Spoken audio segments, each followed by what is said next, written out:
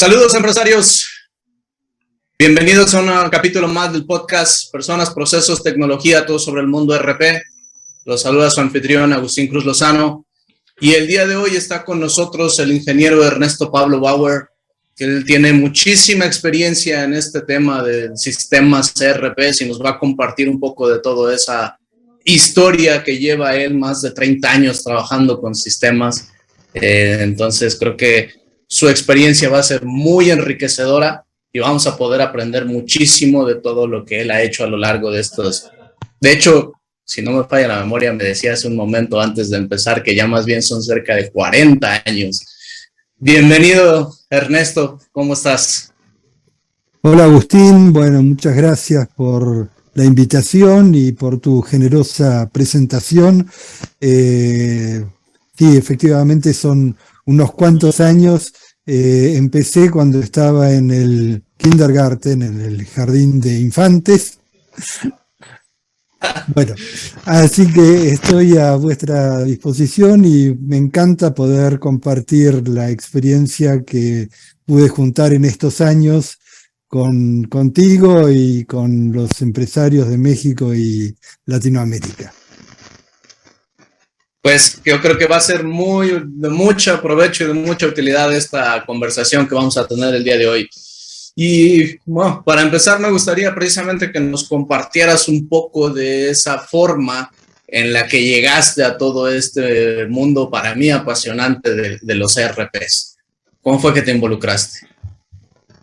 Bien, a ver, esto empezó con un encuentro casual con un empresario argentino en Alemania cuando yo estaba haciendo un posgrado en desarrollo e implementación de sistemas informáticos. Y bueno, es decir, este posgrado duraba un año y el empresario argentino me contrató ahí mismo en Alemania para que a mi regreso a la Argentina implementar el primer sistema.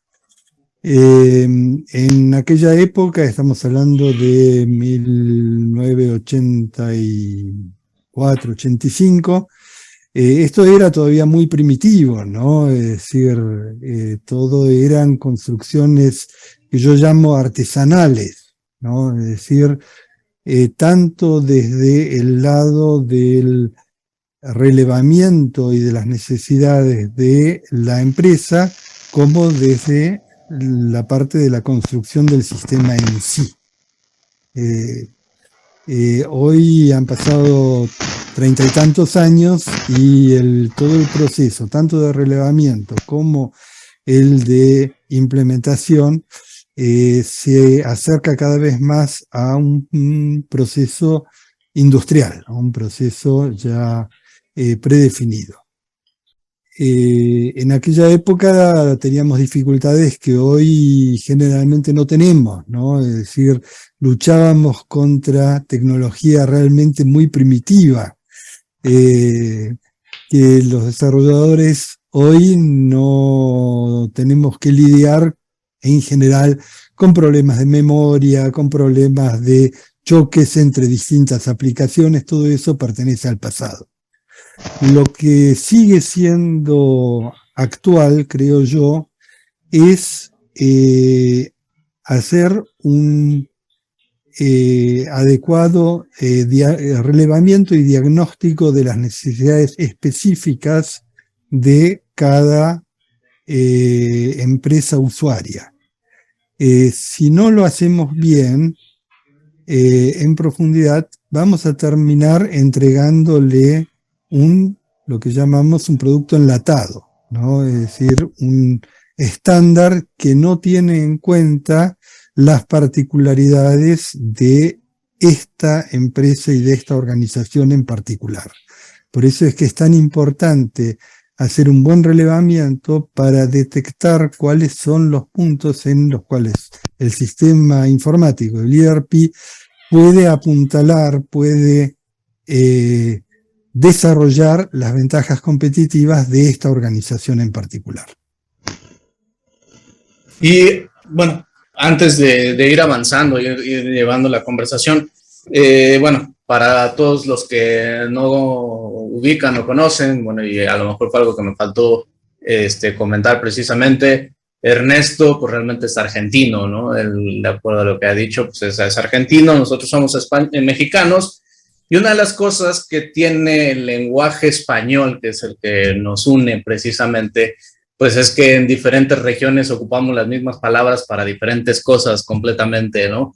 Entonces, sí me gustaría aclarar un poquito una palabra que has ocupado mucho, que creo que entiendo el significado, pero no me gustaría dejarlo así a la imaginación de nuestros oyentes, ¿no?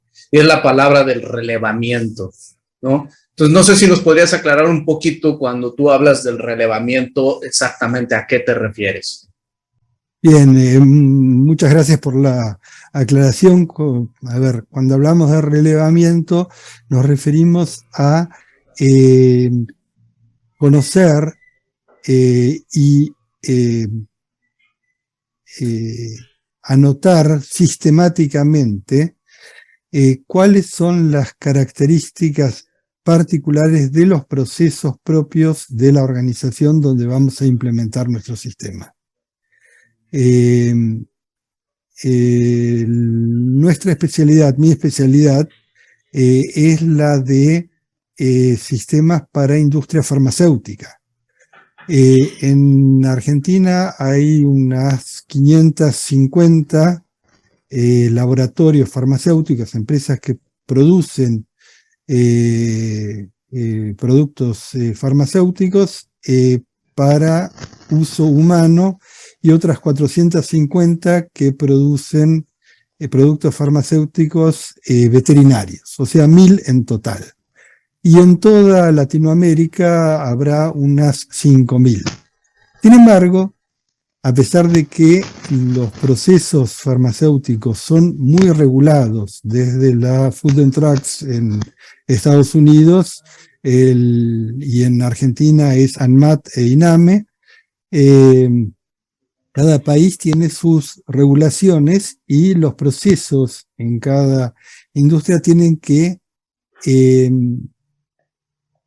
apegarse, tienen que respetar la regulatoria externa. Sin embargo, cada industria es distinta, ¿no? Entonces, el relevamiento apunta a encontrar los elementos característicos y ventajosos de nuestro cliente, del que va a recibir la implementación del ERP para desarrollarlo, y que son distintos de su vecino que quizá también produce el mismo fármaco. Ok, sí, precisamente eso es más o menos lo que estaba yo sospechando que era por ahí, es una especie como de descubrimiento, diagnóstico, por llamarlo de alguna manera, ¿no? Así es. En mi empresa lo llamamos documento de alcance, ¿no? Y este documento suele tener varias revisiones hasta que queda completamente claro cuál es la necesidad y la expectativa de la empresa, ¿no? Y el implementador que se pueda alinear con esa necesidad y expectativa. Hay otras organizaciones que le ponen un nombre rimbombante, se dice rimbombante en México, es una cosa muy aparatosa. Sí, se dice. ¿Sí? Le dicen en inglés Business Blueprint, ¿no? Es decir, que es el documento de alcance el que especifica todo lo que el sistema, el ERP, cuando esté funcionando, tiene que hacer y resolver. Ok, sí, se dice también aquí rimbombante y seguramente hemos escuchado varias veces hablar del Blueprint. Y ahorita que lo vas mencionando, esta parte, bueno, no sé cómo sean los clientes, y un poquito a lo mejor la diferencia entre una industria tan regulada como es la industria farmacéutica, a lo mejor haga que las mismas organizaciones, digamos, estén más preparadas o listas para hacer este tipo de trabajo, de documentación de sus procesos, de sus políticas, perfiles de puestos, de responsabilidades de cada quien y toda esa pues parte documental que se tiene que hacer antes de poder iniciar siquiera o de pensar en implementar un RP. Pero en tu experiencia, este trabajo de documentación o de relevamiento, ¿en qué momento deberían de estar empezando a hacerlo las empresas? ¿Cuánto es el tiempo que dura más o menos? ¿Es algo que la misma empresa puede hacer de manera unilateral, digámoslo así, o más bien en modo hágalo usted mismo, ¿no? Donde pues él solitos se pueden hacer las cosas y lo pueden sacar sin mayor problema? ¿O cuáles son los retos de este proceso de relevamiento para que pues tengamos precisamente bien documentado qué es lo que esperamos del sistema RP? Y bueno, muy, muy importantes todas las preguntas. A ver, en mi opinión es decisivo que esto se haga antes de comenzar la implementación. Lo que solemos descubrir es que aún en empresas pequeñas, con una plantilla de 30 o 40 colaboradores, ¿no? E incluso, como tú lo señalas, en industria muy regulada, distintos sectores tienen distintas visiones de lo que debe hacerse, cómo debe hacerse, cuáles son las responsabilidades y las incumbencias de cada uno de los sectores.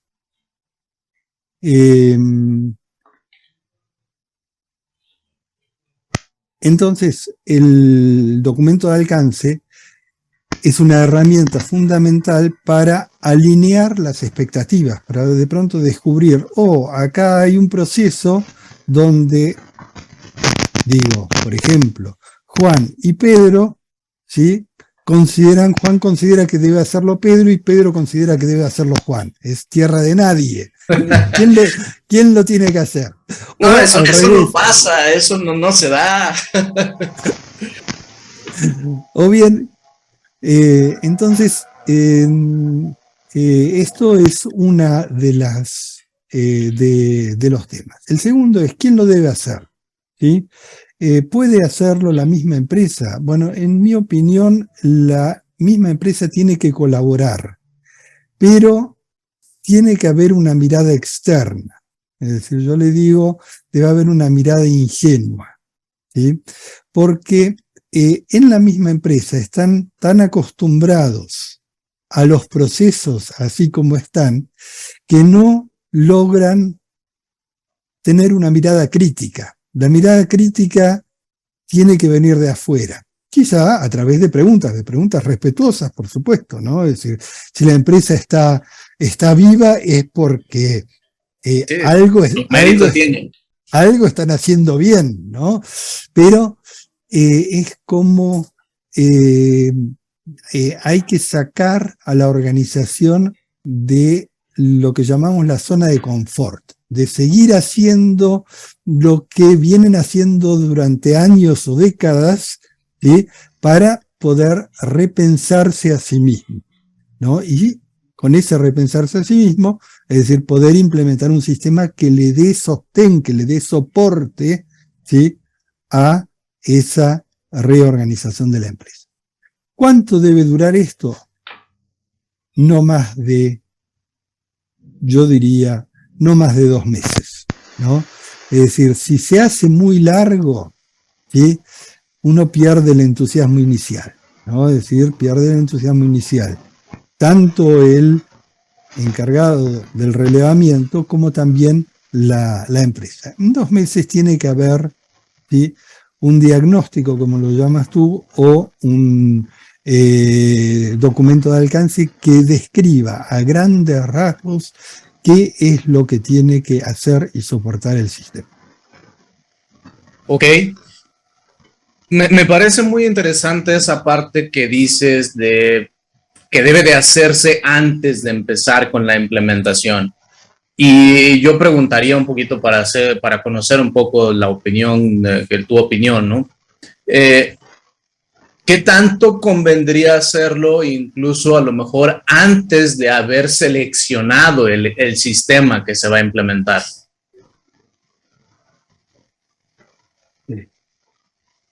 Bueno, sí, en mi opinión sería ideal, ¿no? Porque una vez que hemos seleccionado el sistema que vamos a implementar, ya tenemos una visión sesgada, inclinada hacia lo que ese sistema puede dar, ¿sí? Y vamos a dejar de lado lo que no puede dar. Pero, digamos, es difícil, ¿no? Es decir, tendríamos que tener un analista independiente, pero realmente independiente, para lograr esta mirada totalmente neutral. Sin embargo, el ejemplo que siempre traemos es el siguiente. Vamos a construir una casa, vamos a construir una vivienda, ¿sí?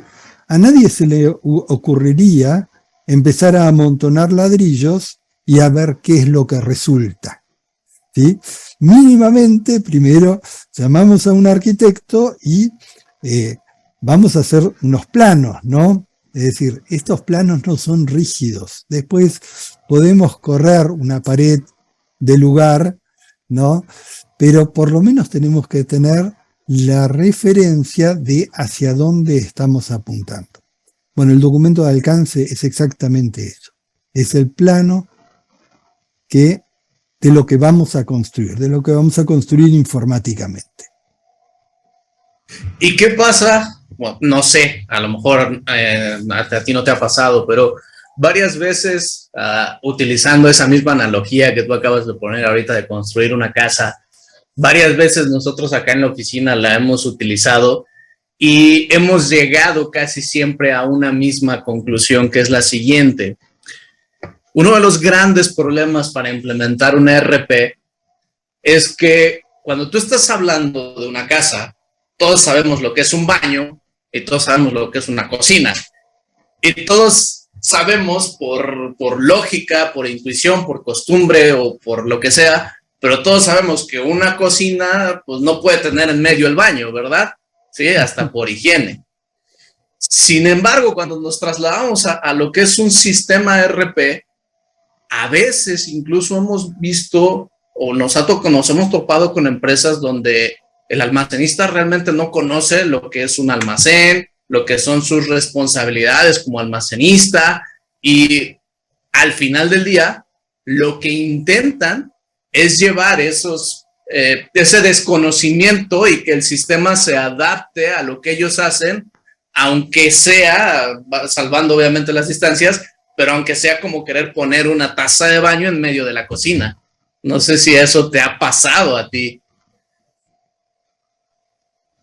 Bueno, sí.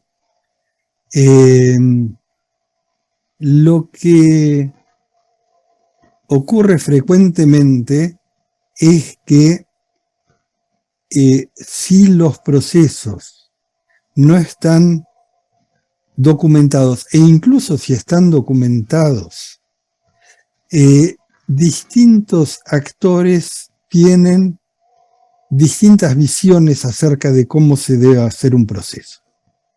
Vamos a un ejemplo que es muy, muy ilustrativo, que es una pregunta que yo siempre hago y justamente referida al almacén, ¿sí? Pregunto, bueno, ¿tiene que haber una nota de pedido, orden de compra, pedido de suministro previo a la recepción de un material, o la decisión de si recibirlo o rechazarlo es del almacenista? Bueno, una pregunta sencilla. Sin embargo, suelen darme por lo menos dos respuestas opuestas, ¿sí? el responsable de compras dice, de ninguna manera, ¿no? Es decir, orden de compra previa y después que Y él recibe el lo que... almacenista recibe únicamente lo que ya está comprado, ¿no? Y el de responsable de producción, por ejemplo, en ese momento exclama, de No, ninguna ¿cómo? manera, Recíbelo, yo lo ocupo. recíbelo, yo lo necesito. Y después se arregla. Entonces, esto es el documento de alcance. Tenemos que alinear las expectativas, ¿sí?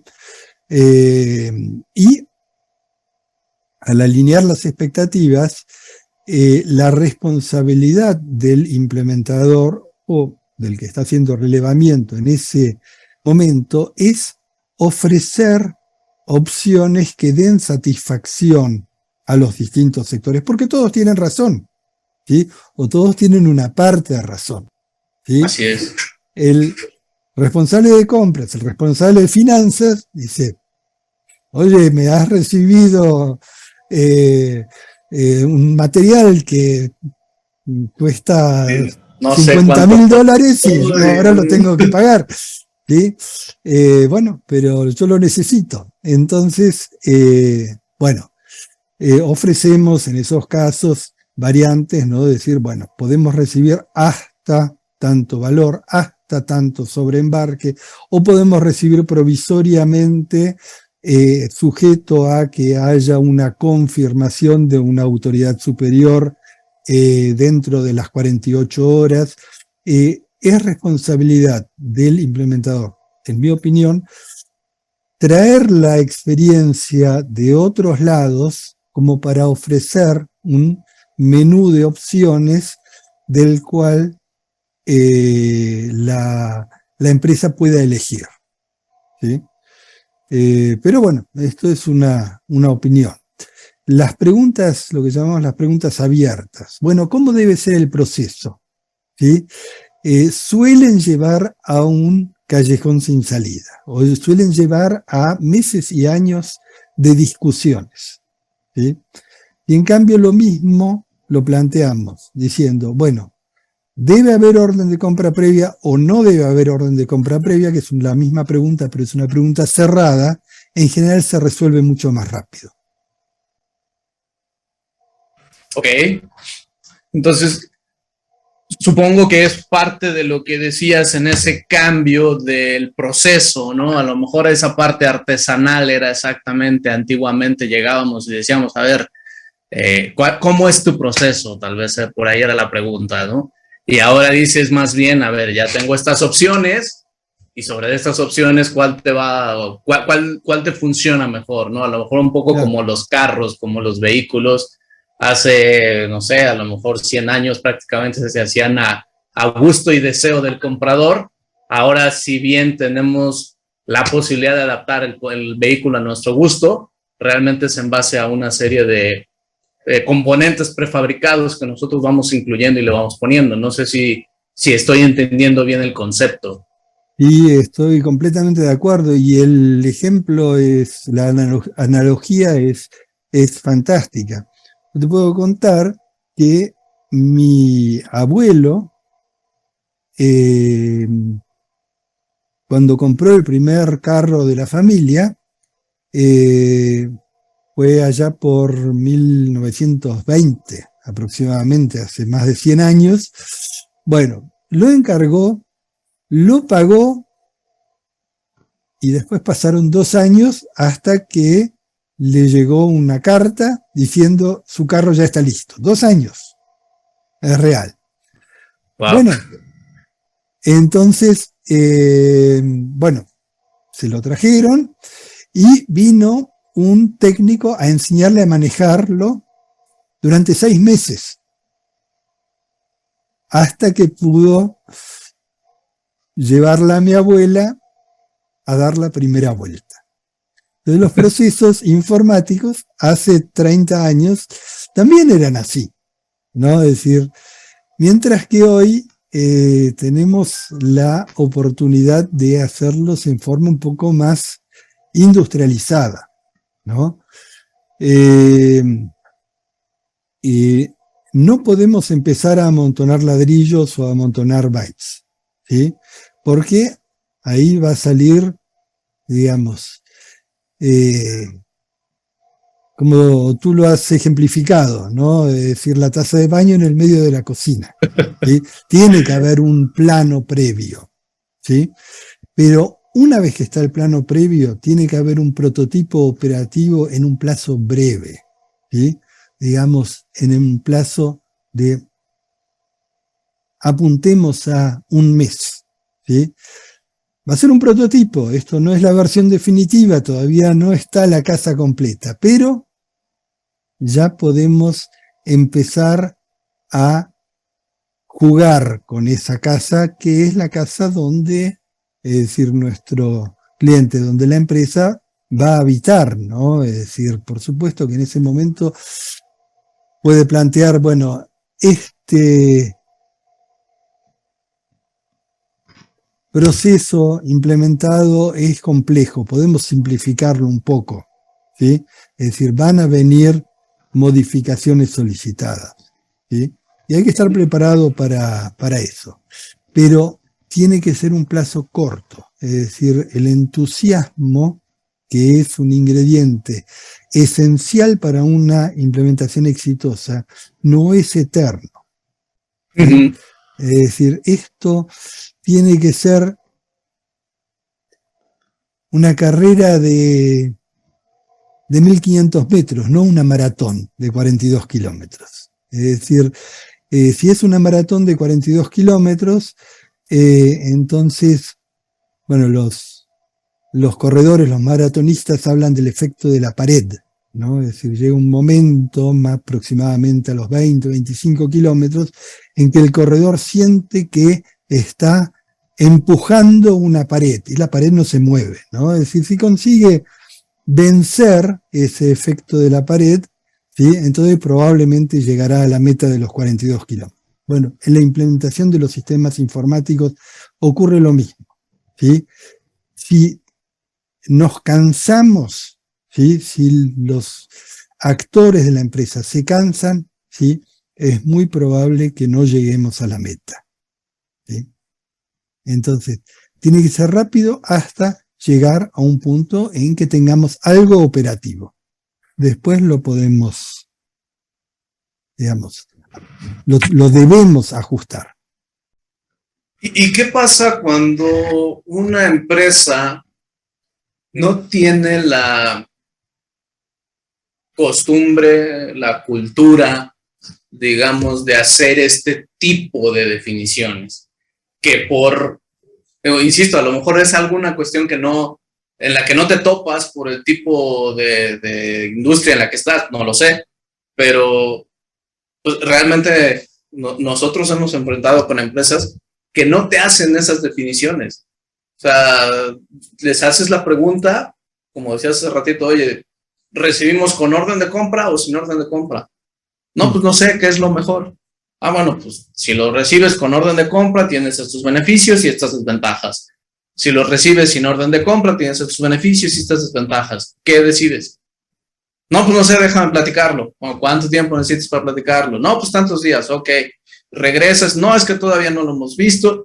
Y que incluso a lo mejor, aunque te digan una respuesta, la respuesta que te dan es lo suficientemente ambigua como para que al final del día lo puedas interpretar para un lado o para el otro, dependiendo de la circunstancia. Entonces, ahí, ¿qué procede? No sé, en tu experiencia, ¿cómo abordas ese tipo de situaciones? Bueno, lo que el implementador tiene que saber es que, primero, está tratando con profesionales que saben manejar un almacén, saben producir productos farmacéuticos o metalúrgicos o plásticos, ¿no? O automóviles, carros. De ahí a que sepan escribir sistemáticamente lo que hacen, hay una gran distancia. Para eso estamos nosotros, ¿sí? Que tenemos que hacer las preguntas pertinentes. Lo segundo es que hay que saber que nuestro interlocutor tiene miedo, ¿sí? Justificado o no, eso no tiene importancia, ¿sí? Pero los seres humanos tenemos miedo a los cambios, ¿sí? Esto de alguna forma está bien que tengamos miedo a los cambios, ¿no? Es decir, los niños no tienen miedo a los cambios y así es como se colocan en situación de riesgo, ¿no? Sí. Entonces, los adultos, el miedo actúa como un elemento protector. Y eso está bien, ¿no? Para no hacer cosas alocadas. Pero si el miedo es paralizante, ¿sí? Bueno, todavía estaríamos... Bueno, en otra sesión te voy a mostrar, tú sabes lo que es una máquina de escribir, esas que... Sí. Bueno, yo tengo la primera máquina de escribir que estaba en la familia, la tengo acá, así en estilo como el museo tuyo, y yo digo, ese fue el primer procesador de texto que hubo en la familia. Y es un procesador de texto, exactamente. Claro. Pero pensemos, la máquina de escribir, si uno se equivocaba en una letra, catástrofe, ¿no? Es decir, entonces había distintos recursos. Y más, borrar era todo un show. Yo me acuerdo todavía cuando estaba yo en la secundaria, en la primaria, que me tocó eso. Así que, pero si en aquel momento le decíamos a la o el dactilógrafa, bueno, ahora viene un procesador de texto que si te equivocas puedes retroceder y sobreescribir y queda como nuevo. Iba a decir, pero eso debe ser dificilísimo, ¿no? Y iba a plantear la resistencia. Entonces, el implementador tiene que saber que se va a encontrar con esos miedos y con esa resistencia, ¿sí? Y que ni siquiera está mal, ¿no? Es decir, tiene que ponerse a sí mismo en la situación de, digamos, de ayudar a su interlocutor a vencer esos miedos, ¿no? Porque después va a estar mejor, va a tener menos trabajo, va a tener menor tasa de errores, va a poder pensar en cómo mejorar el resultado de su trabajo y se va a poder ir puntualmente a su casa, ¿sí? Sin llevar, digamos, el trabajo pendiente a cuestas, ¿sí? Estos elementos son importantes, ¿no? Es decir, tenemos que mostrarle digamos, a cada uno de los integrantes de la empresa cuál es el beneficio personal, ¿sí?, que van a obtener con la implementación del ERP, ¿sí? Que van a trabajar menos, que van a producir más, que van a cometer menos errores y que van a recibir menos reprimendas de su jefe. 4 beneficios. Es decir, ¿quién no compraría esto? Y si quiero, podemos seguir todavía. Tocaste un tema, creo que delicado, pero bastante relevante para toda la parte de la implementación de sistemas. Y es el miedo a los errores.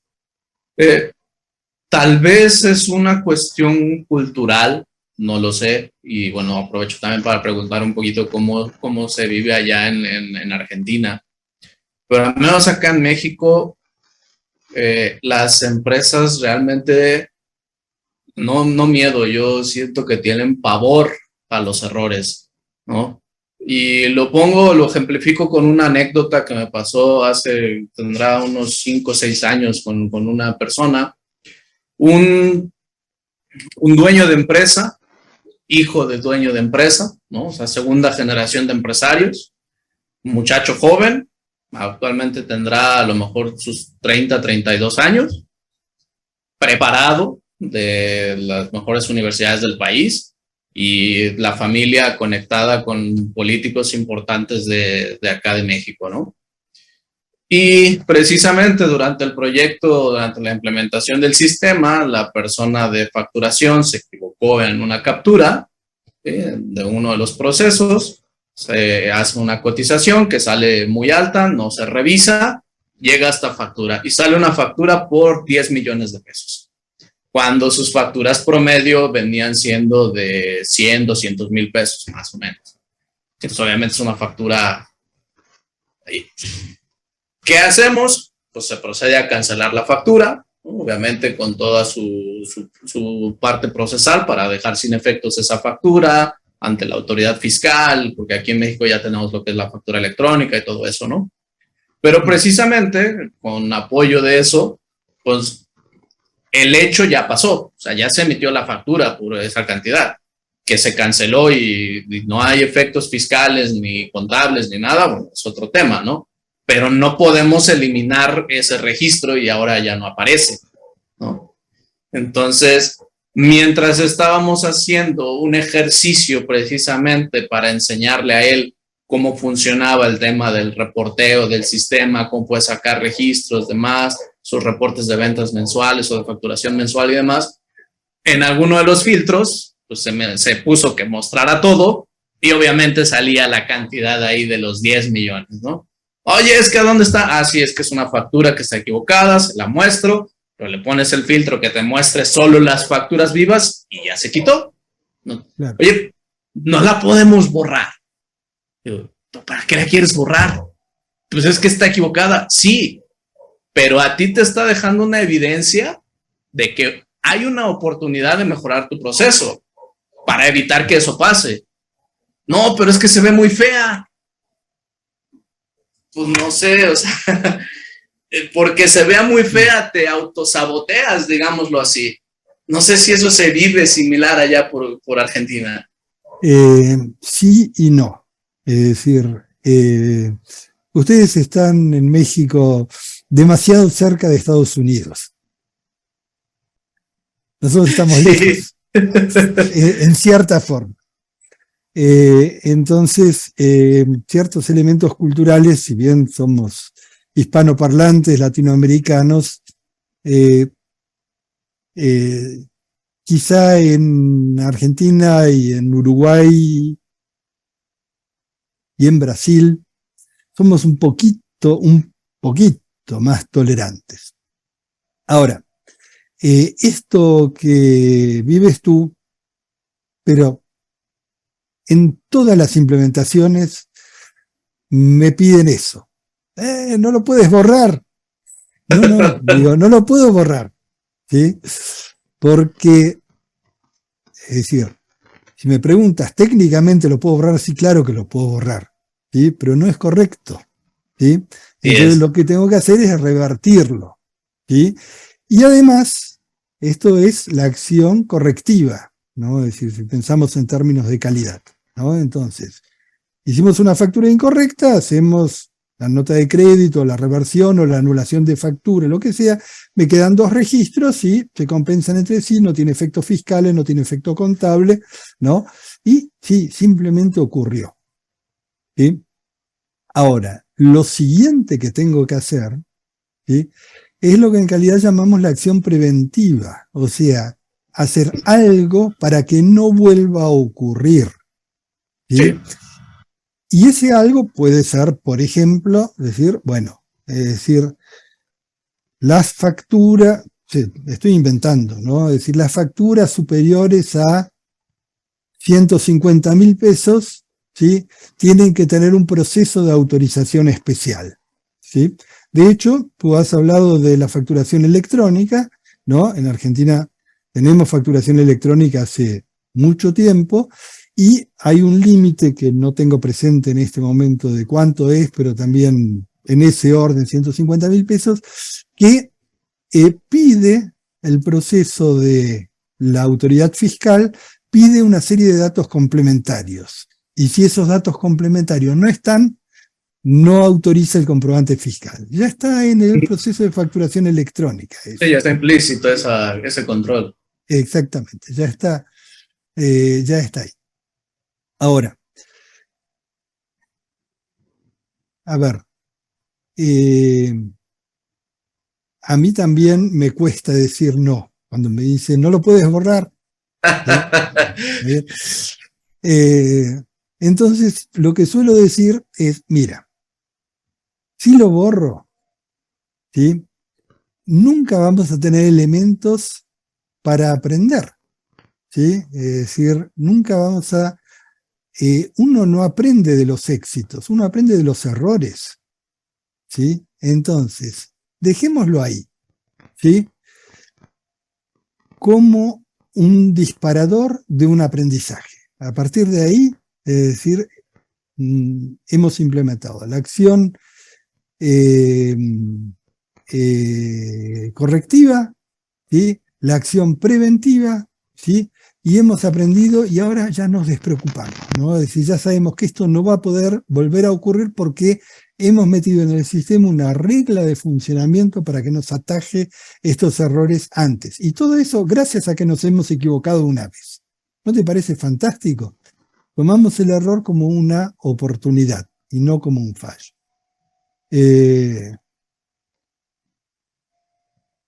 A veces consigo vender la idea y a veces no, pero yo es que estoy sinceramente convencido, ¿sí? Tú me has preguntado al principio cómo es que surgió mi inclinación por esto de los sistemas informáticos del ERP.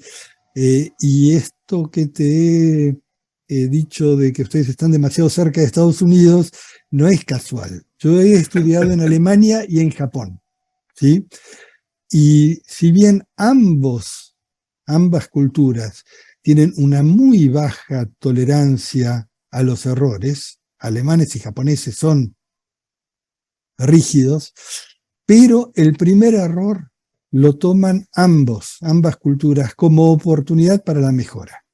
Ahora, el segundo error, el segundo tropiezo con la misma piedra, no, ese ya es una situación grave porque significa que la acción preventiva ha fallado, ¿sí? Pero con el primer error, no, ¿sí? En Estados Unidos, en cambio, el primer error puede costarte la cabeza, ¿no? Exactamente. Y precisamente ahora que tocas y que retomas un poquito el tema del origen de tu inclinación, cuéntanos un poquito más acerca de tu empresa para que las personas, los empresarios que nos están escuchando, pues vayan conociendo también un poco más sobre de lo que haces tú específicamente hablando. Bien, bueno, gracias por la pregunta. Es decir, yo fundé la primera empresa que se llama Flexsoft en el año 1986, es decir, yo era muy joven, todavía estaba en la facultad, no sé si le dicen facultad, Sí, estudiando en la universidad. en la universidad. Eh, y bueno, tuvimos una cantidad muy importante de implementaciones, implementamos aproximadamente casi 150 sistemas, pero la empresa chica, en total llegamos a ser 11, creo, cuando fue el pico de crecimiento de la empresa. Esto fue en el año 2000. Después tuvimos lo que llamamos la crisis del 2001, ¿no? Es decir, la crisis del 2001 en la Argentina fue una Sí, catástrofe, ¿no? Es famoso decir, corralito. sí, pero fue mucho más grave que eso. En 2 meses, qué sé yo, es decir, había la mitad de la población estaba desocupada y la otra mitad estaba aferrada con uñas y dientes, ¿no? Para no, decimos, no cagarse del plato, ¿no? Es decir, se redujo de un año para el otro el PBI a la mitad, ¿no? Y bueno, yo digo, tuvimos después de eso un gobierno sabio, ¿no? Que si me preguntas qué hizo, hizo nada, dejó que los empresarios actuaran y en 2 años se volvió a levantar, ¿no? Es una cosa muy, muy notable. Notable, exacto. Porque los gobiernos tienen la tentación de intervenir. Bueno, no, este gobierno dijo, no vamos a hacer nada. Y bueno, lo hicieron sistemáticamente y dijeron, dejemos que el mercado y las empresas se autoorganicen, y efectivamente así ocurrió. Ahí tuvimos la caída, volvimos a levantarnos, y allá por el año 2005 descubrí que nuestro sistema empezaba a ser tecnológicamente obsoleto, ¿sí? Y esto ocurre rápidamente en sistemas, ¿no? Es decir, la obsolescencia tecnológica, es decir, son ciclos de 5 o 6 años, y no conseguimos resolver en aquel momento la contradicción entre el mantenimiento y soporte de los sistemas implementados, ya casi 150, y el cambio de plataforma tecnológica. Entonces hicimos varios ensayos, ¿no? Es decir, buscamos asociarnos, no resultó, y finalmente vendí la empresa funcionando con sus clientes, con su soporte, y, digamos, el comprador tenía una estructura bastante grande y dijo, bueno, yo hago la conversión de la plataforma tecnológica. Cosa que no logró, ¿no? Es decir, digamos, pero... y nosotros empezamos de vuelta desde cero sobre una plataforma tecnológica superior, ¿sí? Que nos llevó unos 3 años de desarrollo, y a partir del 2000, la venta se hizo en el 2011, a partir del 2015 aproximadamente, estamos con un nuevo producto y una nueva empresa que se llama TixTools. Es una empresa muy chica, somos 4, ¿no? Pero tenemos una red de partners, de implementadores, ¿sí?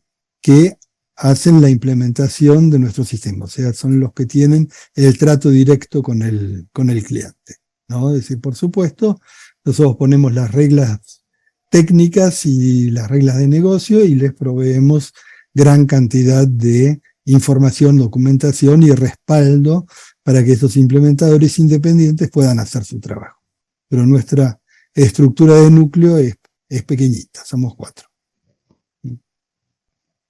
Y como nos comentabas hace rato, estás enfocado en la industria farmacéutica, ¿es correcto? Efectivamente, estamos apuntados a la industria farmacéutica. La industria farmacéutica está muy huérfana de sistemas informáticos. Por supuesto, están lo que llamamos los grandes, que en la Argentina son 10, ¿no? Es decir,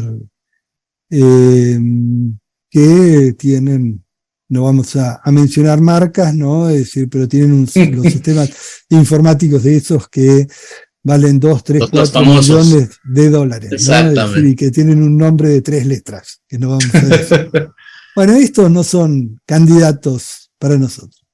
Pero en industria farmacéutica hay un principio que se llama de segregación. Esto es técnico, lo pone la Food and Drugs, ¿no? Es decir, lo ponen las agencias de regulación en cada uno de los países, y es que hay 24 grupos de productos, ¿sí? Y no pueden manufacturarse productos de grupos distintos en la misma planta. O sea,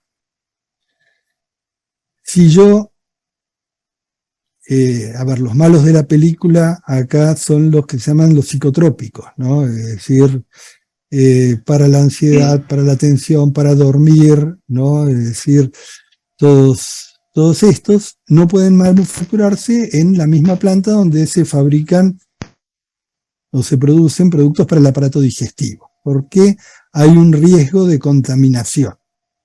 Ahora, estos 10 o 12 grandes no van a renunciar a ese mercado. Entonces, subcontratan a un laboratorio más chico, ¿sí?, esa parte. Entonces, hay toda una serie de laboratorios chicos que están sometidos a las mismas regulaciones, pero que su producción va al laboratorio de marca, al laboratorio grande, ¿sí? Y esos son empresas de 20, 30, 40, 50 personas, colaboradores, ¿sí?, que necesitan un ERP, ¿sí?, porque tienen que responder a la regulatoria, ¿no?, y tienen que ser eficientes, ¿no?, es decir, porque su cliente es uno grandote, ¿no?, es decir, entonces pelea los precios, pelea los plazos, pelea la calidad, pelea todo, ¿no? Entonces tenemos que darles herramientas para que puedan acompañar los procesos y la calidad como si fueran grandes, pero son pequeños. Claro, entiendo. Sí, bueno, un nicho muy interesante. Y para aquel de nuestros escuchas que esté interesado en contactarse contigo, ¿en dónde podrían contactarse? Bueno, tenemos una página que es info, es decir, www.tixtools, o sea, TI como tecnología informática, ¿sí?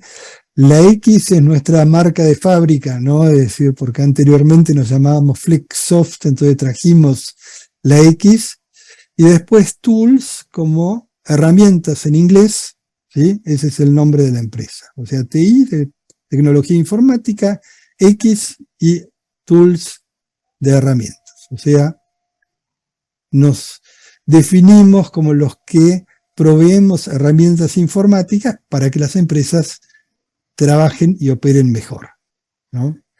Entonces, www.tixtools.com.ar o .com a secas, cualquiera de los dos conduce al mismo puerto. Y ahí tenemos un formulario de contacto, ¿no? Es decir, y hay profusa documentación, o sea, tenemos una enorme galería de videos, tenemos documentación impresa, tenemos experiencia, tenemos toda una serie de instructivos y tenemos reflexiones también en el blog acerca de cómo podemos, digamos, hacer para mejorar nuestra gestión a través de los sistemas informáticos. Sobre todo eso yo creo que es lo importante y bueno, aparte del objetivo de estos podcasts y de estas conversaciones que estamos teniendo con diferentes actores y con personas que ayudan precisamente a mejorar el funcionamiento de las personas y también recibiendo un poco de la retroalimentación de otras empresas que ya pasaron el proceso para que todos aprendamos un poco de sus errores y de sus aciertos, ¿no? Porque a veces también es importante. Entonces ese es el objetivo y pues adelante, espero que lo que hemos platicado el día de hoy haya sido de mucho valor y haya sido muy enriquecedor para toda nuestra audiencia. En lo particular yo me voy con varias ideas y varias cosas que fui apuntando, tanto para mejorar nuestros procesos y para ayudar cada vez más a nuestros clientes, que al final del día ese es nuestro objetivo. Y pues Ernesto, un gusto enorme haber compartido micrófonos contigo, haber logrado pues aprender un poquito de todo lo que has hecho y de toda la experiencia que has adquirido a lo largo de estos años. Y digo, yo me quedaría con mucho gusto platicando, siempre se me hacen muy cortos los programas porque a mí es un tema que me apasiona, me interesa y me involucro mucho, pero bueno, tampoco se trata de que hagamos sesiones kilométricas que nadie quiere escuchar. Entonces, pues creo que bien, ha sonado la hora de dejarlo. Bueno, Agustín, muchísimas gracias por la invitación y por esta oportunidad de compartir experiencias y bueno, como siempre quedamos a disposición y en contacto como lo venimos practicando entre tú y yo hace varios años, ¿no? Así es. Muchísimas gracias, Ernesto. Y gracias a todos los que nos escuchan. Los esperamos en un capítulo más del podcast Personas, Procesos, Tecnología, todo sobre el mundo RP. Hasta la próxima. Hasta la próxima.